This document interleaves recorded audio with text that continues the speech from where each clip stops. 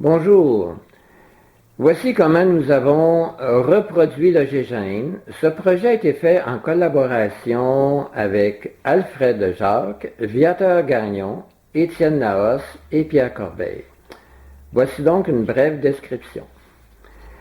Nous avons essayé plusieurs plaques à induction. La meilleure que nous avons trouvée sur le marché s'appelle Eurodib et nous la trouvons chez Costco. Alors, voici ce que nous avons fait. Nous avons pris cette plaque-là, nous lui avons ajouté un ventilateur. Donc, juste ici en dessous, vous voyez un ventilateur avec une petite switch pour l'opération. Voilà. Maintenant, la question du ventilateur, c'est que c'est pour éviter que la machine surchauffe lorsqu'on la fait marcher trop longtemps. Alors, on l'a jacké un peu sur des pattes parce que, bon, le ventilateur prenait un peu d'espace. Maintenant, l'énergie qui est dégagée, elle est canalisée par une antenne Tesla qui se trouve à l'intérieur de la plaque, ici. On va vous la montrer tantôt. Donc, sur le dessus, ici, vous avez une unité de puissance qu'on utilise pour le chauffage, donc deux petits ventilateurs, et sur un pylône, maintenant vous avez ici un condensateur avec deux diodes pour faire du DC. Alors les trois fils qu'il y a ici, donc trois enroulements d'un fil pour capter suffisamment d'énergie pour alimenter les ventilos. Donc on produit du 12 volts. Maintenant, comme vous voyez, on a fait une sortie, et puis sur le côté ici, parce que l'antenne de Tesla est à l'intérieur. Donc, on va vous la montrer tantôt.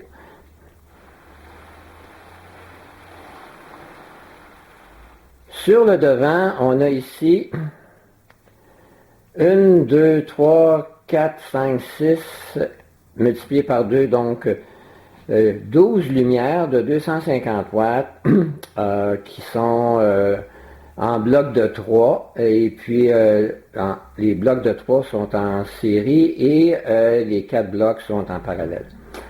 Donc ça nous donne 3000 watts de puissance en énergie lumineuse et puis on va essayer de mesurer ça. Alors d'une façon la plus scientifique et la plus simple possible. Si on mesure la sortie de courant avec un ampèremètre, un voltmètre, on a de fausses lectures parce qu'on est dans les hautes fréquences et on n'a pas l'équipement adéquat pour mesurer ceci. Donc on va procéder autrement, on va faire chauffer de l'eau tantôt avec ça, on va vous montrer comment.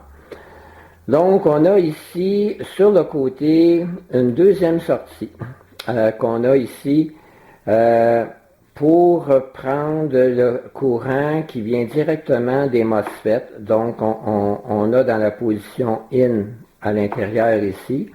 Et lorsqu'on veut sortir cette énergie-là pour toutes sortes d'autres expériences avec d'autres bobines, on met la switch à out. Donc, ça, c'est une sortie de haute fréquence. Maintenant, comme vous pouvez voir, ici, on a un wattmètre là, qu'on trouve chez Canadian Tire, Beaumont, pas cher. Donc, la machine en dormance consomme 7 watts. Et si on la met en fonction, c'est-à-dire si on met le ventilateur en fonction, donc je vais peser sur la switch du ventilateur, donc on passe à une consommation de 13 watts. Maintenant, on va démarrer la machine. Excusez-moi le bruit. Ça serait pratique si on avait 3-4 mains, hein? Mais on en a juste 2. Donc, je mets à on, je démarre. Là, on est à la puissance 5, comme on peut voir. Et si j'augmente à la puissance 10, on va voir. Alors, là, on est à la puissance 10. Juste pour vous montrer l'éclairage, donc c'est très très puissant. Ici, il fait très beau aujourd'hui en plein soleil, c'est ce que ça donne. Et la lecture, on a ici exactement, on va tourner ça comme ça. On a 1378 watts. Bon, ça joue un petit peu, là, 1340, 1370 watts de sortie, d'entrée. Et on a tout près de 3000 watts de lumière d'allumée. Maintenant, ça nous dit à l'œil que c'est 3000 watts. Mais avons-nous vraiment 3000 watts de sortie? Voici ce que nous allons faire. Nous allons le mesurer en chauffant de l'eau.